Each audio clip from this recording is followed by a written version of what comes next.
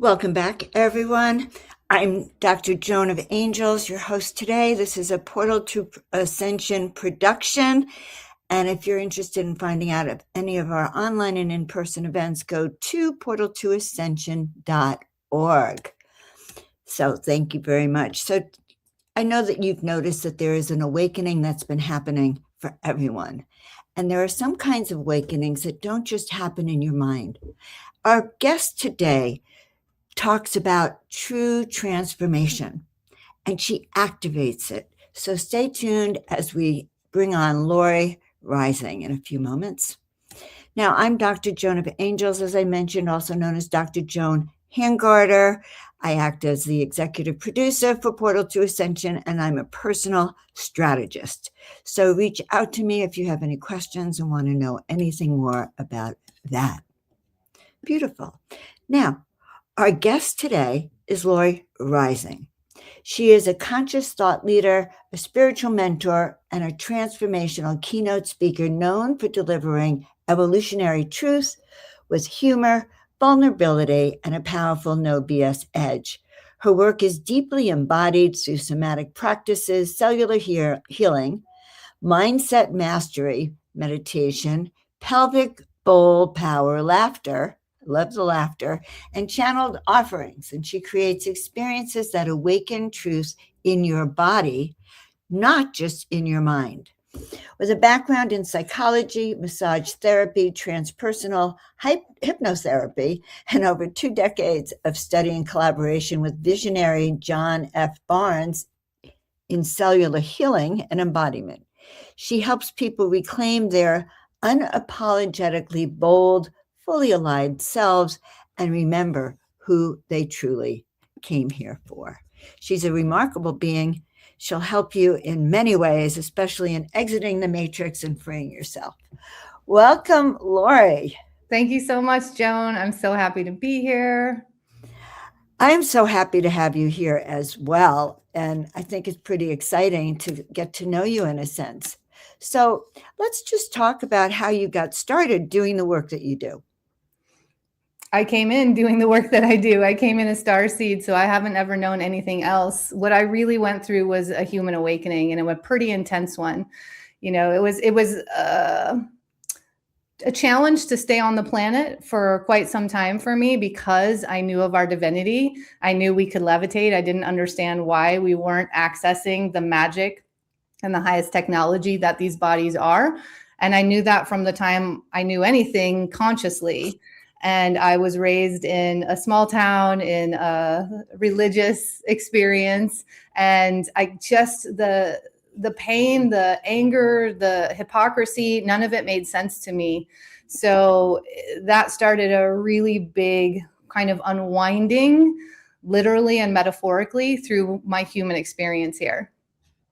So did your families, were you seeing angels and hearing messages and ETs at a very young age, getting that kind of companionship?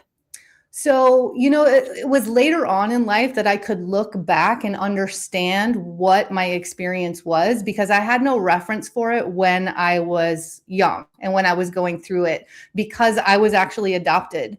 And so I didn't really have that biological piece, that connection, even that connection to a lineage that I could reference. And it's pretty wild, Joan, because I met my biological mother when I was 19. And that was the moment that I actually decided to stay on the planet in a new way because she gave me that comfort that I never really had because she was mystical like me. She was, ethereal like me. She had consulted I think she had consulted a psychic about if we were ever going to meet, at some point in our lives. And I saw her and I was like, oh, there I am. I can understand this. And so once I started to have that kind of support and felt like I wasn't so alone, I was able to see when I was young, when I would sit in the tree for hours, I spent time rocking in the dark on my own. I would actually go into a church when no one was there because I had such an affinity for faith and devotion, but the people would always muck that up Right. Oh my God. when we were in the church.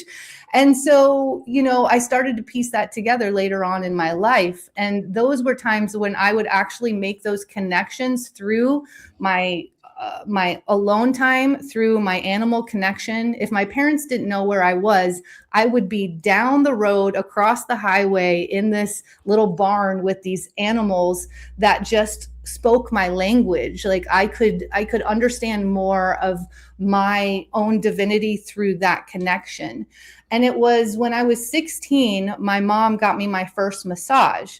And that was when I actually traveled back home, like for real. You know what I mean? Where I could actually consciously understand that I astral traveled through the body connection once I went into that space.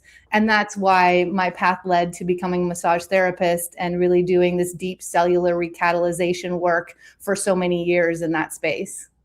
I was going to ask you about that work that you do then, because you talk about how you activate consciousness through the body. Mm-hmm. And also, though, I'm really interested in the fact that it wasn't until you met your mother that you could feel that ancestral lineage coming through, because it makes me think that many of us, when our biological parent is our parent, we still don't know our ancestral lineage so much, but you were able to recognize it because you hadn't had it. Exactly. I have such a front row seat to nature and nurture. It's pretty wild. And I feel like there will be a book on that at some point, because it's just profound what can happen in that space. And it also shows how important the piece of community, connection, and seeing yourself in others or in the environment around you, how that really does help to form or inform more of the way that you can move through the world, especially as a child, because I was so spiritual, I was so witchy, I was so connected deeply to the earth and to the medicine of the earth, but yet I lived in an area that I didn't see that in anyone else. And so it created this big dissonance for me being on this planet until I saw it in my ancestry, until I felt it in my blood, when I could look and have that remembrance. But, considering my mother and I are so spiritually connected, and being separated, when I was literally born, I was wheeled out of the room without being held at all. That was a deep place of abandonment in that spiritual knowledge, that spiritual connection, and not understanding, because it was so powerful for those first 19 years, it overtook me. It was it just became such a, I don't want to say a driving force, but really it became the loudest part of my life, was that abandonment and not understanding why I felt so spiritually alone. Right. Well, it is kind of interesting because so many of us experience that just by virtue of being a starseed or an angelic being in a weird household that doesn't embody it. So, but I understand that you really did understand ancestral, like that whole thing was orchestrated in a certain way for you to then start to really bring this out. So how does your work then, the physicality of your work, how does that kind of work? Like, what is the cellular healing that you're doing with people? So what happens in the cells is they have something called an emotional cellular imprint. So every time we have any experience in our lives, there's a snapshot that happens at that moment. And however we move through that experience will inform how that snapshot becomes either a part of our subconscious, or if it actually releases and becomes more of our expansion in the world, right? It can either become the challenge or resistance, or the story or the suffering, or it can actually propel us more into our own divine blueprints and soul's mission here on planet. If you really start to look at the fascia is where all of the magic lies. You can look at the cosmos. If you look at the universe, you can correlate that to the fascia that holds all of us, that's in our system. It holds that plasmic and photonic light. It's magical. And so when we start to understand, we can work with the cells and the fascia, that it becomes what I like to say is we are our own plant medicine. It becomes the DMT, it becomes the plant medicine, because as we allow our bodies to unwind those traumas, I'll say traumas, but they can just be impacts or experiences that get held in a place of protection, constriction, or stress, then we can actually start to unwind and unravel the evolutionary truth and knowledge of everything, because it's all within ourselves. So there's nothing really outside of us, because we are the God spark. We are made in God's image, right? We are made in source energy. And so all of that we can look at outside is found within. But every experience that we have can create more suppression and density and constriction on that sacred wisdom, that soul's wisdom that resides inside. Amazing. So, I'm curious. So what do you do how do you work with people now? Let's start from there. How do I work with people now? Or teach, what's your work like about now? Then it's the cellular resonance. It's your ancestral healing. Yeah. So I speak to people beyond their mind. I do speak to people through their cells. And I have a program called Channel, and it's about not collecting more wisdom, but embodying the one that already lives in it, right? It's about clearing the density and those imprints from the cells, because once you clear that density and you no longer react from it, the light alchemizes. We don't have to learn how to be ascended. We already came in like that, but it's the human experience that takes on more of the unfolding into it, right? Every experience we have can either compound or it can be expressed. Does that make sense?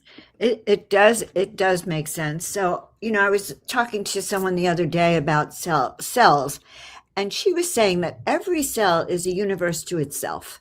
Mm-hmm. Exactly. And has everything it needs to function on its own, but it's part of. So what do you think of, how do you work with the cell awakenings then? So working with me is progressive, right? It's not like we just come right in and the cells are awake and bum, bum, bum, right? Sing to them, right? Yeah, so there is a progression, there are layers, and people will meet me where they're ready to meet me, and so I am a channeler. I channel light language, I channel frequency, I channel energy, and I will channel through words, though I've been instructed to not do that, because when we channel through words, it keeps us in the concept or the conceptual mind, and it keeps us in the reliance of learning. So when I work with people, I really work with them to move through. I work with the whole person. We work on the mind level first, then we move into the energy, to the body, and to the soul. That's the wholeness of us. We have actually been moving through this experience as fractured, right? So medicine got our body, education got our mind, religion got our soul, and science got our energy. So that keeps us fractured. What I do is I work in every realm so that we come back into our wholeness. We come back into that remembrance. And I do this through, I can do this through channeled activations. I do this through breath work, through EFT tapping. I do this through mentorship, where we actually do speak and talk and go through the experiences where I can see how something took hold at the energetic root, but most people are responding from the physical symptom and they stay in the loop. So I help people get out of the healing loop and claim the healed one that they already are. We've gotten used to thinking that healing is a long experience, and that it might take so much effort to get there, but it can actually happen in a moment. So, I really work with mindsets, with belief, with the cells, with the somatics, with the heart, with the energy, with the breath. And then we work into the cosmic realm. The cosmic realm, when you start to clear, you can receive the messages through the frequency that I offer. So my channel is not just frequency and light, it's embodied. They will actually share messages for people that are in my experience with an open heart that are coded just for them. So you'll see me going through a physical channel and a story, what it seems like, but it's coded for each person individually, and that becomes a cellular upgrade. Now, I also do, through more of my in-person experiences, I help guide people into that space where they're no longer moving through life with the brakes on. They take the brakes off and they allow their plant medicine that's within, the DMT within them, to do the job that it came here to do, to take them into those enlightened experiences, those epiphanies, those ecstatic moments, the natural highs that we came in here to experience.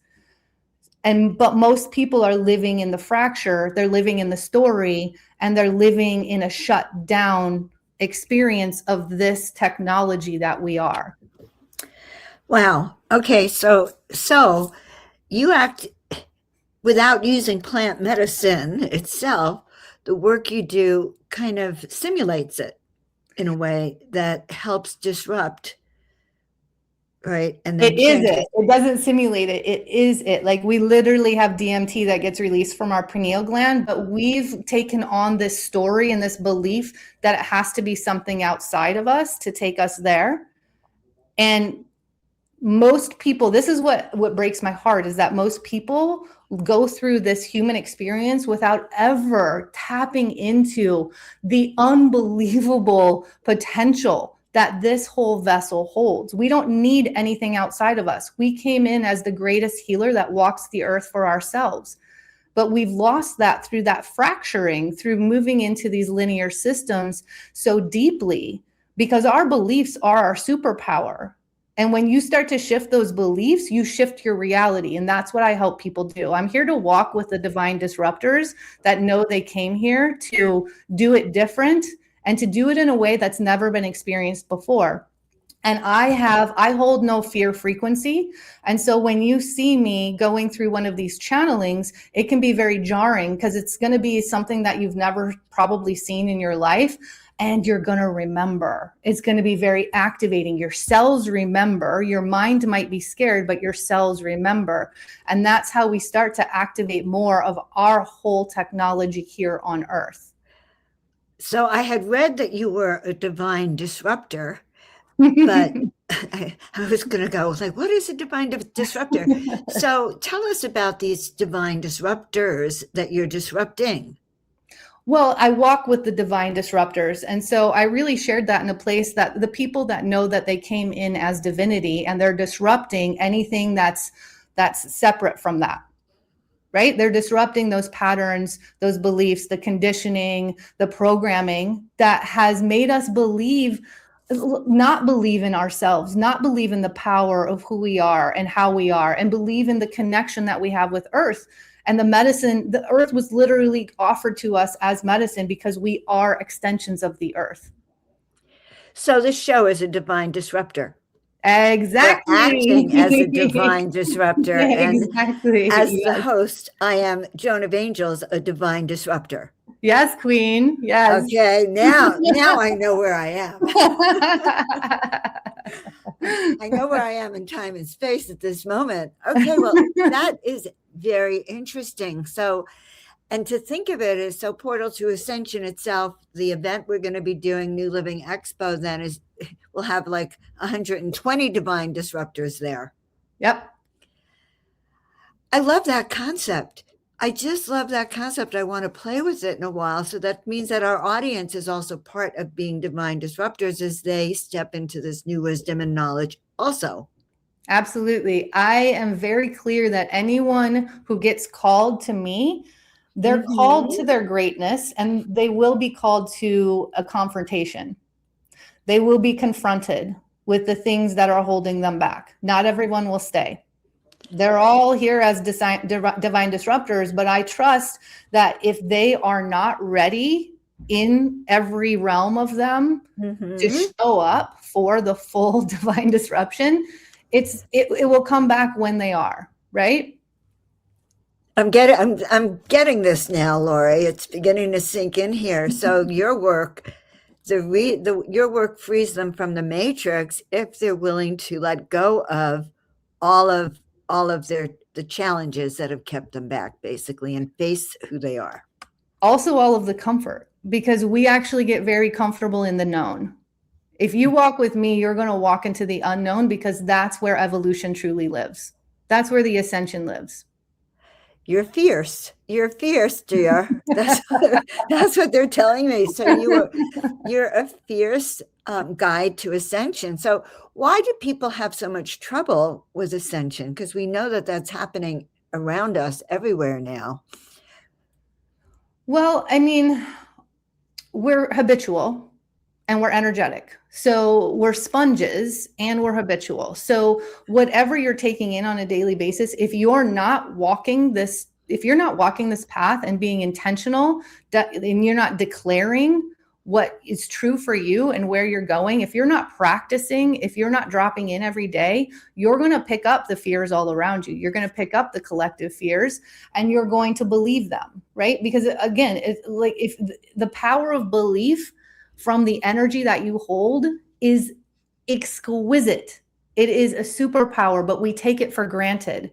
We let our beliefs just kind of run. We let them run on autopilot without being so intentional. And a lot of people will feel like, oh, I don't have the time. I don't have the space. I don't understand because I don't know how to do that. That's comparison. So we can start to look at all of these different mindsets that have held us back.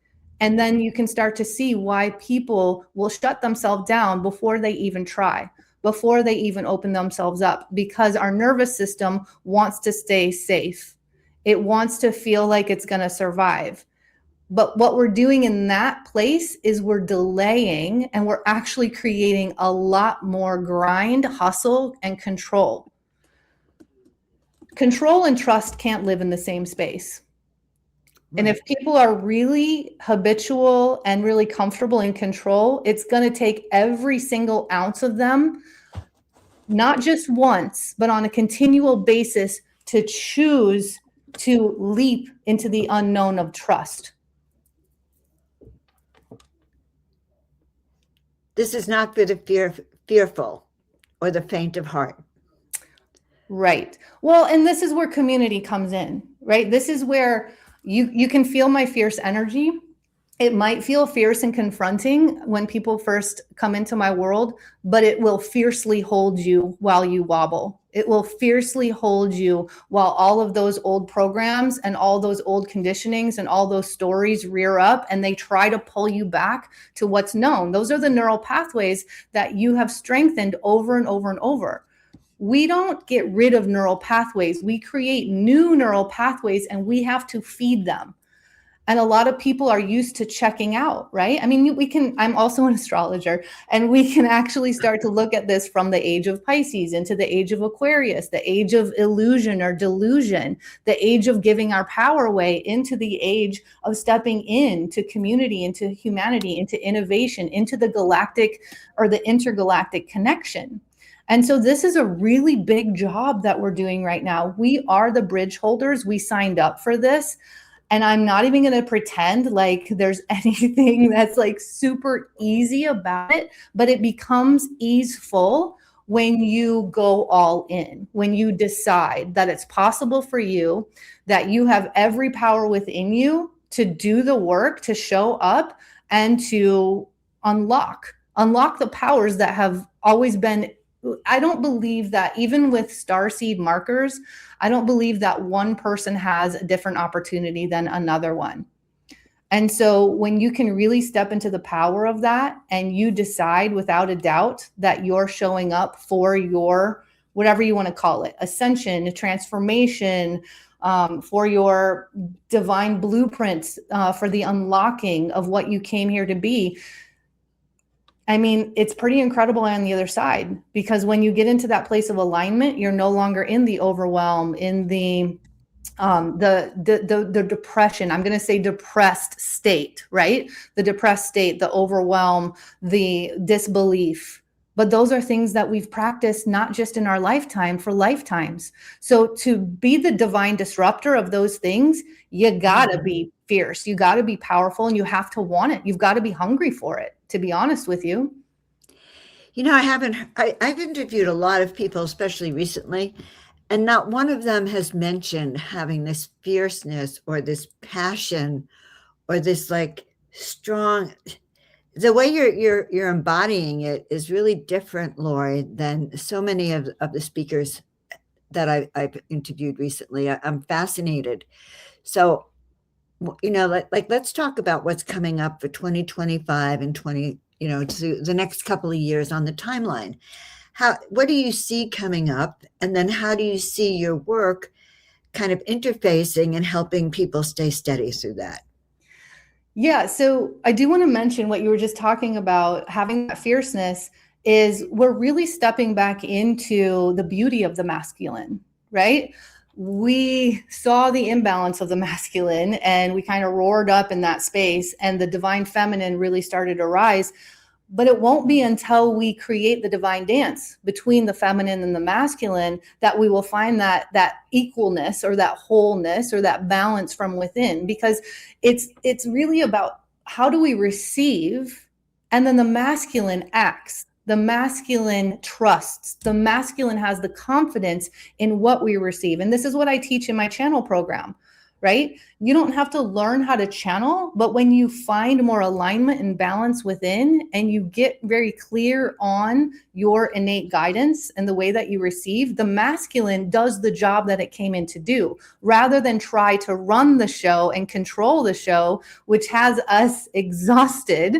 Let's do this in a way that feels the flow, and we can find the fierceness in the flow as well.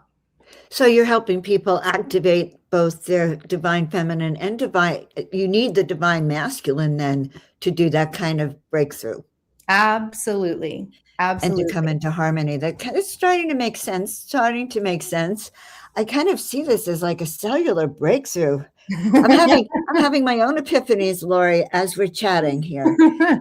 That's what I'm here to do. Right.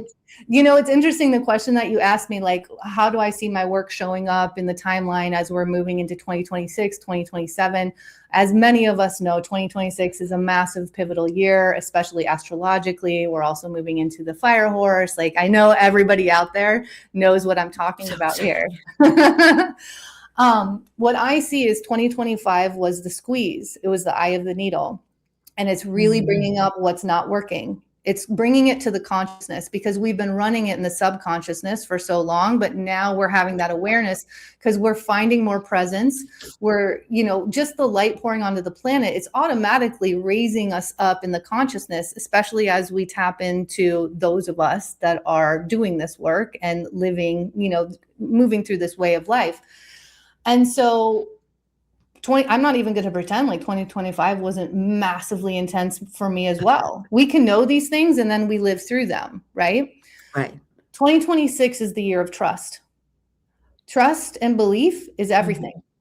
We need that before we go anywhere else. 2027 is the ascent.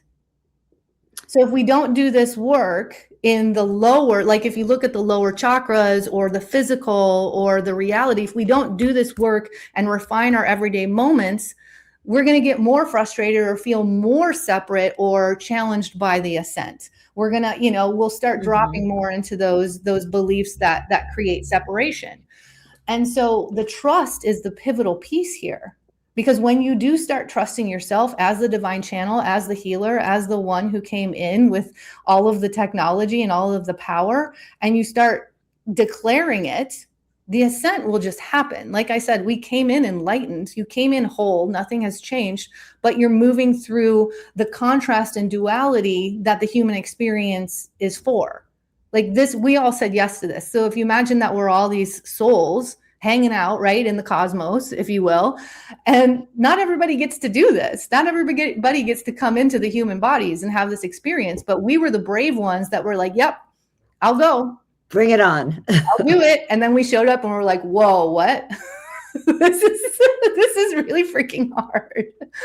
So I feel like the ascent is where more people are coming together in these communities. More people are rising up together. And, you know, if you look at the butterfly effect or the 100th monkey theory, like, you're going to understand 2027 is where the ripple is really going to start happening and the ease starts to rise up. And so I see my work as people will move more out of their fear into their welcome, right? So for 20 years, I was doing this work. I trained, like I said, with John Barnes, and I was doing this work as a massage therapist, literally like trying to show people, like, your body will unwind itself. It will take you into past lives, parallel lives. It will give you all of the information. And people were like, no, that, like, they couldn't even hear it. They couldn't feel it. So I just stopped trying. And then once 2020 happened, I came back in and I was like, oh, people are starting to be ready. They're ready for me. They weren't ready for me before. And now they're starting. It's like, there's an opening, right? I can feel it. There's a pulse, there's a breath. Okay. And every year it opens more and more. So I feel like when I do a full channeling in people's presence and their heart opens, I've seen people go through instantaneous physical healing. I've seen people go get the most massive downloads and they change their business. They change their life. It doesn't take time, but our belief was that everything takes time. And that's what's shifting into this place of trust. I get it. And so how do you help people escape the matrix then? I mean, the first thing that's coming through is by remembering themselves. Right. Well, that's one. Yeah, that's one way. And embodying the body in a new way. Well, seeing the body in a new way. Right. When we see the body as separate from the soul or separate from the energy or separate from the mind is controlling the body, right? This is where this dis-ease shows up into our lives, right? And this is all fueled by the superpower of vulnerability, emotionality, and feeling. When we can really and this is where the feminine comes in with the masculine in confidence. Because when we can step into those places and move through our experiences and actually have a healthy outlet, healthy way to flow through them, and you have these practices in your back pocket, then you get the next step. This is how I help people with their channel. Your channel is always speaking to you. You've just gotten really used to ignoring it and bypassing it, and that's become normal. So I help people come back to their default, and I help them trust innately what they were guided to come in and do, and then life happens from them instead of them having to try to make life happen, right? Does that make sense? That makes complete sense. All right. So I know that you offer something about the pelvic bowl power. Can you talk a little bit about the work that you've done with that? So pelvic bowl power, that's in more of my higher proximity spaces, because like I said, my work is layered. And so of course there's going to be free spaces. There's going to be my, YouTube, my podcast, all these things. But when people come closer in with me, and when I can actually, this is typically where I'm going to offer in retreat experiences. Sometimes I do it in my online programs as well. The pelvic is the root. So the thing that we're always missing is the root. We're always working with the symptom. So if you look at your circumstances or your reality, it didn't start there.